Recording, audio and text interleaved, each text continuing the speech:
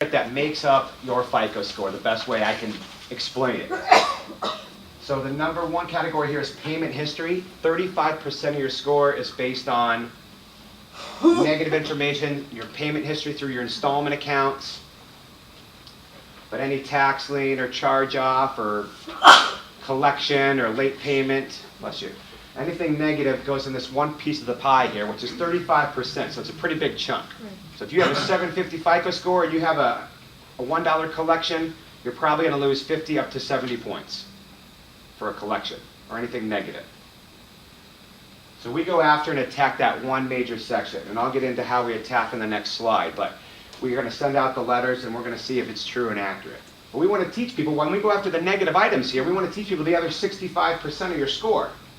Starting with debt utilization is 30% of your FICO score, and that's strictly revolving credit cards. That's all that is. So anyone that does not have a credit card is losing 30% right off the top.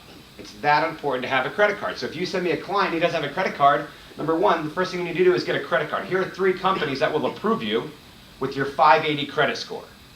Because you need to have a high 600 credit score to actually get approved, unless it's secured. So you get a secured credit card, you give them a deposit, they're going to give you a credit card limit, they're going to start reporting. They need to do that. I know companies that will approve your clients, and they're probably the better interest rate companies that are out there. If they already have credit cards, I'm going to tell them how to pay them down. Could anybody in here tell me how to use a credit card specifically to raise your FICO score? Pay it off every month. Doesn't make a difference. Only use 30% of your credit limit. Okay? Now we're getting somewhere. And then make a payment 2 times. 2 times? Doesn't matter. Yes? No. Diana? You charge, and that right away you turn around, you pay it off. No. Here's how it works. You told me to do 10%. that. I say 10%. Okay, these 2 girls are both right. You want to spend a certain percentage of your credit card, of whatever your credit limit is, every month. So there's a percentage there.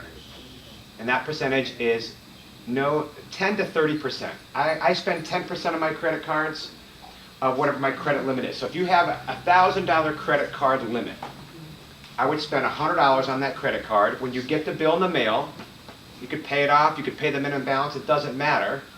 But that is what gets mailed to the bureau. So when you get your credit card statement in the mail, just think that's what the bureau sees the snapshot of. So 90% of clients use credit cards wrong because they max them out and then they pay them off, max them out, pay them off. Well, the bureaus just see that maxed out card each month. They don't know, the bureaus don't know if they made a minimum payment or if they made a maximum payment. They don't understand that. They just see what did they spend that month.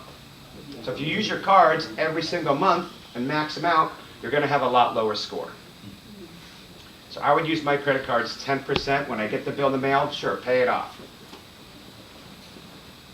You don't have to, but so it's what your snapshot is that month. So it could change 20, 30 points on a monthly basis.